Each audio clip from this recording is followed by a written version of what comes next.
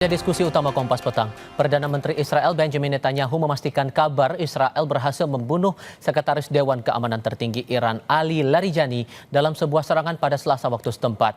Selain Larijani, Netanyahu mengklaim Israel juga berhasil membunuh Komandan Pasukan Basij Iran Gholam Reza Soleimani. Netanyahu menyebut Ali Larijani adalah pimpinan Garda Revolusi yang merupakan kelompok penjahat yang mengendalikan Iran dengan menyebarkan teror di berbagai kota. Sehingga kematian Ali Larijani menurut Netanyahu bisa memberi harapan bagi masyarakat Iran untuk meraih kebebasan secara perlahan.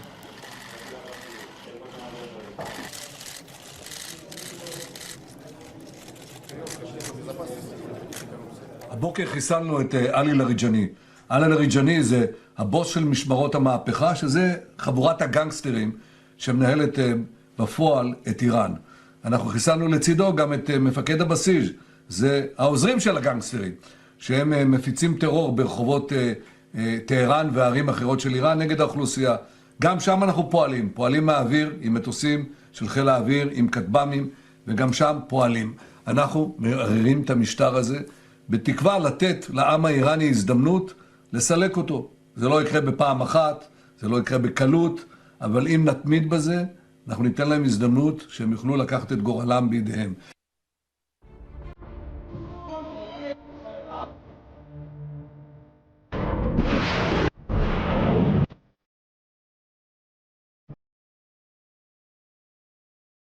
Keberadaan Ayatullah Mojtaba Khamenei hingga saat ini masih simpang siur.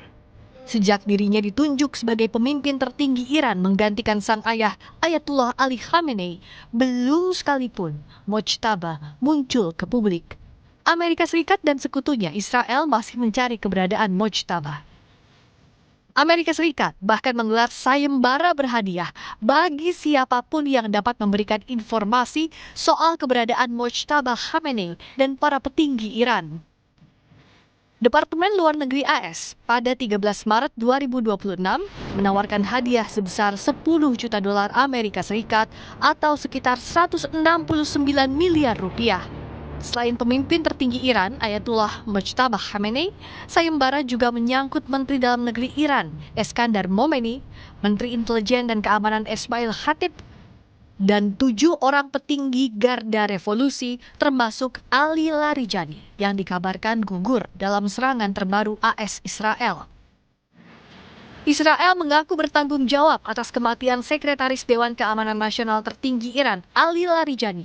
Menteri Luar Negeri Israel Gideon Sa'ar mengatakan Amerika Serikat menjanjikan hadiah untuk siapa saja yang dapat menangkapnya, namun Israel melakukannya secara sukarela. Soleimani was under US and EU sanctions for his role in repressing Iranians. Larijani was also under US sanctions for the same reason, with a $10 million prize on his head. We did it for free. Sementara itu, Presiden Amerika Serikat Donald Trump juga masih mempertanyakan keberadaan pemimpin tertinggi Iran, Ayatullah Mojtaba Khamenei. Well, I mean, a lot of people are saying that he's badly disfigured. They're saying that he lost his leg, the one leg, and he's been hurt very badly. Other people are saying he's dead. Nobody's saying he's 100% healthy.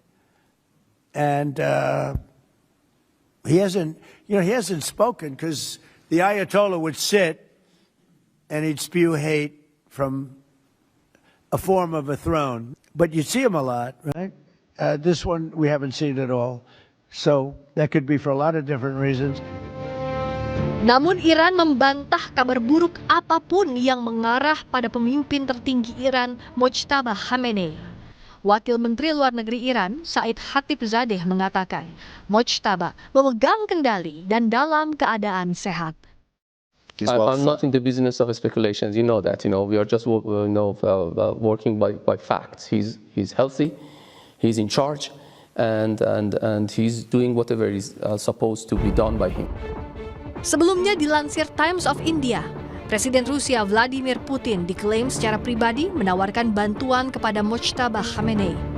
Mojtaba Khamenei dikabarkan terluka saat Amerika Serikat dan Israel melancarkan serangan pada 28 Februari lalu dan membutuhkan perawatan di rumah sakit. Pemimpin tertinggi Iran, Mojtaba Khamenei, juga dilaporkan telah diterbangkan ke Rusia untuk menjalani operasi.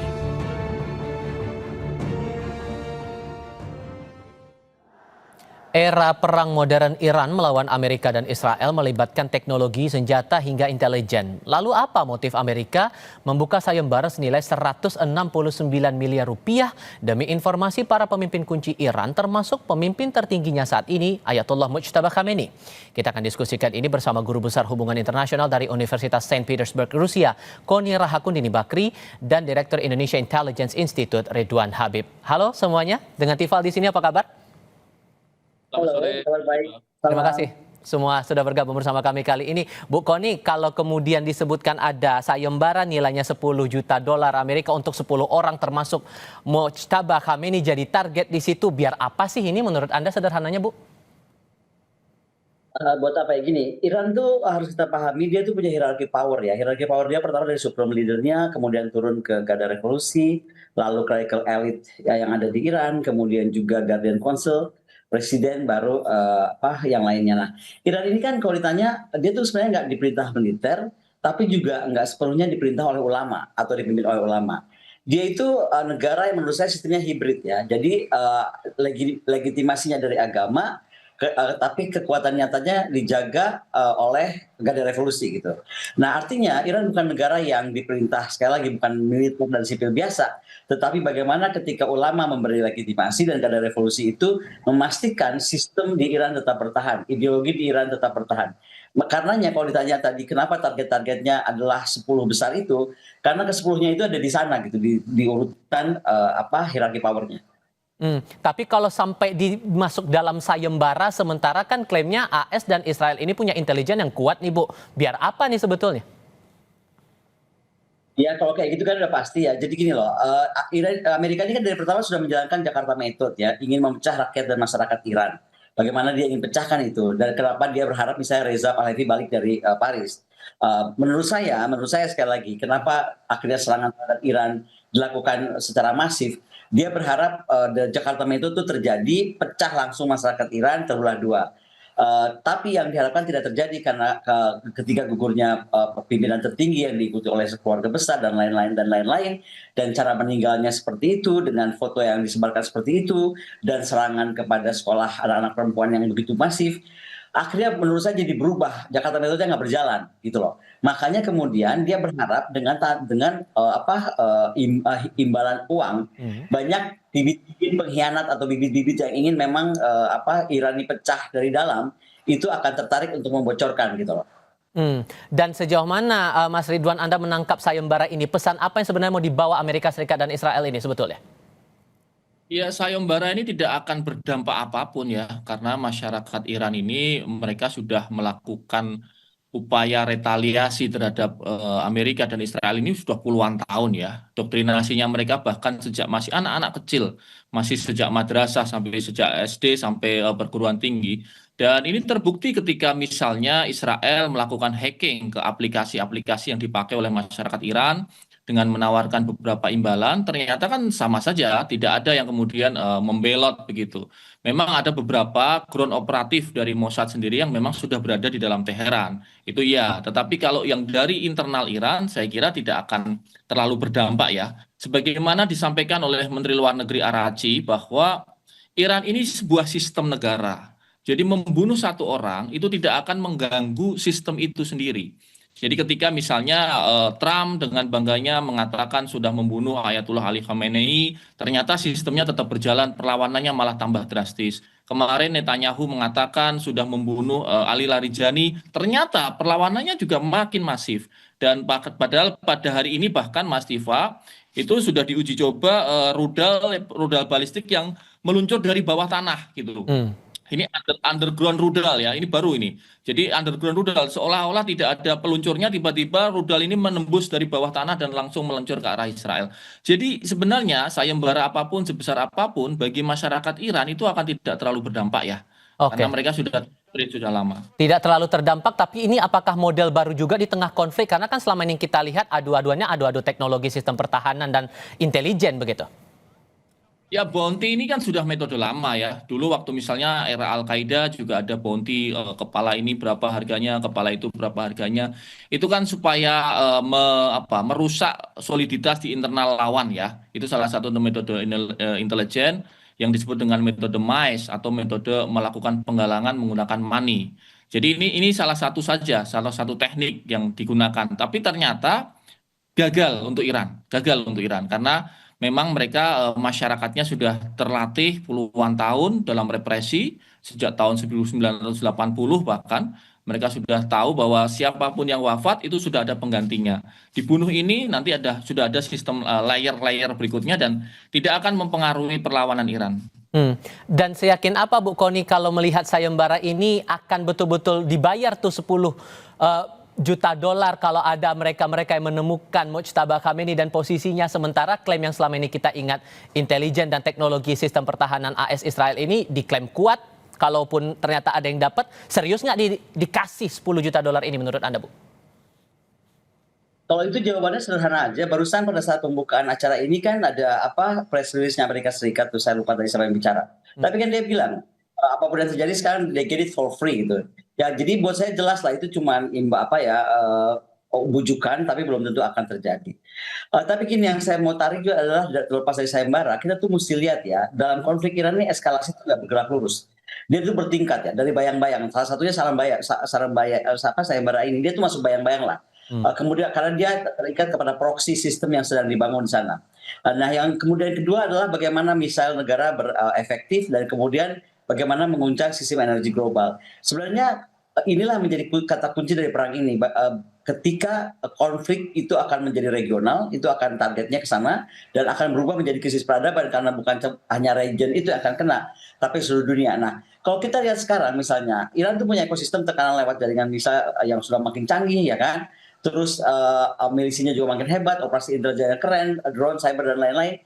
Dan ini sebenarnya dia tuh bagusnya bisa dinaik turunkan tanpa harus mendeklarasikan perang total. Ini yang sudah terjadi. Tapi sekarang disampaikan tadi oleh Pak Ridwan sendiri, memang betul ini sudah masuk menurut saya udah eskalasi level 2 ya, udah agak lebih berbahaya. Karena fasenya tuh sudah lebih berat dan ini bagaimana target-target itu akan semakin jelas. Dan menurut saya kalau sampai ini terjadi, kita ini sudah di atas warning dan artinya level 2 ini sudah akan segera meningkat level 3. Jadi kita nggak main-main dan sekarang pertanyaannya adalah seberapa serius dunia ini akan bersiap menghadapi probabilitas eskalasi ini gitu. Ditambah lagi informasi bahwa ada kematian pimpinan Garda Revolusi Iran ini, Ali Larijani, dan kaki tangannya Soleimani. Apakah ini serta-merta bisa ditafsirkan rezim sedang ditumbangkan upayanya oleh Amerika Serikat atau justru ada regenerasi yang sebetulnya sudah disiapkan oleh Garda Revolusi Iran untuk menghadapi perang semacam ini? Jawabnya nanti, kita akan jeda dulu. Tetap di Kompas TV. Mas Ridwan, Ali Larijani gugur kemudian beserta dengan kaki tangannya dan sekarang target yang terbaru Amerika Serikat adalah pemimpin baru saat ini di Iran. Menurut Anda apakah segampang itu untuk menumbangkan rezim di Iran saat ini? Tentunya memang Ali Larijani ini figur yang sangat prominent ya. Ali Larijani Sekretaris Dewan Keamanan Nasional, beliau pernah Ketua Parlemen Iran, sangat jago tentang diplomasi. Dan sebenarnya ini sebuah kerugian besar bagi Israel dan Amerika karena Ali Larijani ini termasuk pimpinan yang rasional dan dia mau bernegosiasi. Ketika dia dibunuh seperti ini maka penggantinya tentu lebih hardliner ya, lebih keras lagi dan ini sudah disiapkan tentunya oleh Iran. Salah satunya dengan menggunakan yang disebut dengan doktrin perang Ja'fari. Itu yang disebut dengan mosaic defense. Jadi mereka membagi pertahanannya menjadi 31 divisi, di mana setiap divisi ini bisa melakukan kegiatan serangannya mandiri, tanpa harus menunggu Central Command dari Teheran. Ini yang membuat di mana-mana drone masih bisa meluncur. Tiba-tiba ada rudal bawah tanah bisa meluncur. Karena memang dengan mosaic defense ini, atau yang disebut dengan doktrin Ja'fari War ini, mereka sangat boleh melakukan serangan bahkan dengan tim-tim kecil, begitu. Itu yang membuat jet-jet tempur Israel meskipun 200-300 sorti setiap hari, tetap saja serangan baliknya masih ada dan masih besar serangannya. Karena memang luas Iran kan luas sekali ya Mas Tiva ya, itu 80 kali negara Israel atau 1/6 Eropa. luasnya Iran itu. Jadi bayangkan dengan negara seluas itu dibagi menjadi 31 divisi dan masing-masing mempunyai hak untuk melakukan serangan mandiri. Ini yang saya kira salah dihitung mungkin oleh Amerika, dan ketika mereka memaksakan ini untuk dilakukan ground attack atau ground invasion, nah sesuai perkataan Menteri Luar Negeri Araghchi, itu yang mereka tunggu-tunggu. Oke. Nah, Bu Kony, kalau melihat apa yang terjadi belum lama ini, upaya dari Iran untuk melemparkan bom klaster mengarahkan ke Iron Dome, ke arah Israel, ada yang sukses, ada yang gagal. Kalau melihat sistem pertahanannya sudah seperti itu dan respon dari Israel ada yang berhasil dan gagal itu tadi, Israel ini lama-lama bakal bagaimana nanti? Saya rasa saya pernah sampaikan bahwa bukan saja Israel, tapi Amerika ini bisa suicidal ya. Karena menurut saya, gini, kita nggak bisa lepaskan konteks ketika Mujtaba Khamenei ini jadi pemimpin ya. Dia tuh lahir bukan secara normal. Dia lahir dari sistem yang sedang perubahan terjadi, bapaknya meninggal, kemudian dia tiba-tiba diangkat. Jadi leadership dia lahir karena krisis perang. Dan karena leadership model krisis perang seperti itu, maka dia mendapat dukungan penuh dan kuat, terlepas dari dia memang dekat dengan Garda Revolusi. Tapi dia artinya, setelah kematian ayahnya itu dia dukungan terkuatnya dari Garda Revolusi. Artinya leadershipnya, dia wartime leadership, dan apapun dia akan lakukan untuk mempertahankan dan memastikan Iran itu bertahan. Nah, ini yang membuat model kekuasaannya Iran ini semakin kuat lagi, yang tadi saya sudah sampaikan. Karena bukan saja ulama yang berlegitimasi ideologi, tapi kemudian Garda Revolusi itu jadi punya kekuatan nyata, dan artinya betul-betul dia belum bisa melakukan apa saja demi Iran. Nah, ini yang menurut saya tidak juga dihitung oleh Amerika Serikat. Kembali ya, di dalam konteksnya Mujtaba Khamenei sekarang, militerisasi itu menurut saya akan semakin kuat, akan semakin bertambah, dan kebijakan luar negeri akan semakin keras. Apalagi dengan misalnya gugurnya lagi tokoh Iran yang sebenarnya dianggap betul bisa diajak bicara, lebih enak lah untuk bisa berkomunikasi, maka ini sebenarnya bunuh dirinya yang lain adalah semakin tertutup nanti mau komunikasi seperti apa dan bagaimana untuk mengambil jalan tengah dari selesainya perang ini akan lebih sulit ke depannya. Karena udah di posisi Iran itu apapun akan dihadapi, udah nggak ada titik mundur. Ditambah lagi dengan kabar Mujtaba ini dirawat di Rusia, Bu, di Moskwa. Ini ada upaya dari Rusia untuk dalam tanda kutip ngejagain Mujtaba, ngejagain Iran juga nggak nih kira-kira? Ini yang pasti sebelum saya jawab dia untuk jaga Mujtaba atau enggak, menurut saya Rusia dan Cina itu sangat mengukur eskalasi yang terjadi. Jadi dua negara besar ini dia akan mengukur ini level eskalasi itu seperti apa. Kita ini sudah melampaui eskalasi tahap 1, yaitu proxy retaliation dan shadow war. Menurut saya udah eskalasi perang murah itu sudah terjadi. Seperti disampaikan tadi oleh Pak Habib, kita udah lebih masuk ke level 2 ya. Menurut saya itu udah ke strategic escalation. Artinya direct missile exchange bisa sangat terjadi makin masif, dan konflik berubah dari proxy war menjadi state to state confrontation. Nah, inilah sebenarnya yang di titik di mana saya bilang Iran berbahaya, karena di titik ini Iran akan melakukan apapun balasan yang spektakuler. Udah nggak ada ampun. Apa satu dikirim mungkin 1000 dia kirim balik. Dan buat Rusia, ini pentingnya buat Rusia, Iran ini mitra strategis militer dan mitra strategis geopolitik. Kerjasama drone mereka, kerjasama pertahanan mereka, koordinasi mereka di Syria, dan bagaimana mereka tuh blok anti hegemoni Barat. Artinya Rusia tidak akan membiarkan Iran runtuh. Saya walaupun tinggal di Saint Petersburg dan mendengar berita beliau sudah digeser untuk operasi dan masalah rumah kesehatan dan rumah sakit di Moskow, kita sendiri belum ada konfirmasi tentang itu masih simpang siur ya. Tapi yang menurut saya akan terjadi adalah begini. Putin tidak akan membiarkan Iran runtuh, ini tolong di underline ya. Rusia tidak akan membiarkan Iran runtuh. Kenapa? Dan artinya Rusia juga tidak ingin perang regional terbesar terjadi juga. Artinya apa? Kalau menurut saya Rusia walaupun akan membantu Iran on the maximal level, dia tidak akan mengganggu strategi Rusianya. Dia nggak mau juga terganggu fokusnya Ukraine yang belum selesai, dan dia juga nggak mau meningkatkan kembali lahirnya tekanan NATO yang baru. Jadi menurut saya Rusia ingin Iran itu kuat, tapi tetap Timur Tengah dia akan jaga stabil. Beda dengan Cina. Menurut Cina, ya Cina itu dia punya pendekatan berbeda. Buat dia apapun perangnya, gimana pun perangnya, Iran itu supplier penting. Jadi nggak boleh terjadi supply chain disruption. Jadi itu yang menurut saya akan ada beda pendekatan. Nah, sehingga kalau mengambil singkat saja nih Mas Ridwan, Anda merasa bahwa untuk posisi dari Garda Revolusi Iran, apapun itu sampai ada sayembara sekalipun tidak akan goyah posisinya? Tidak akan goyah karena Gen Z-nya ini ya, Gen Z-nya mereka ini sudah terlatih. Gen Z ini yang kemarin turun ke jalan ketika Ayatullah Ali Khamenei wafat, Mas Diva. Dan yang dibunuh oleh Amerika dan Israel ini kan boomernya kan. Ali Larijani, Ayatullah Ali Khamenei, ini kan usianya sudah 60, 70, Iya. 89 tahun. Jadi Gen Z-nya masih banyak sekali, jutaan. Dan mereka ini yang nantinya akan menjadi supply dari IRGC, Oke. termasuk juga perlawanan-perlawanan terus berlangsung. Baik, Mas Ridwan, Bu Koni, terima kasih banyak sudah mau berdiskusi bersama kami. Sehat selalu semuanya.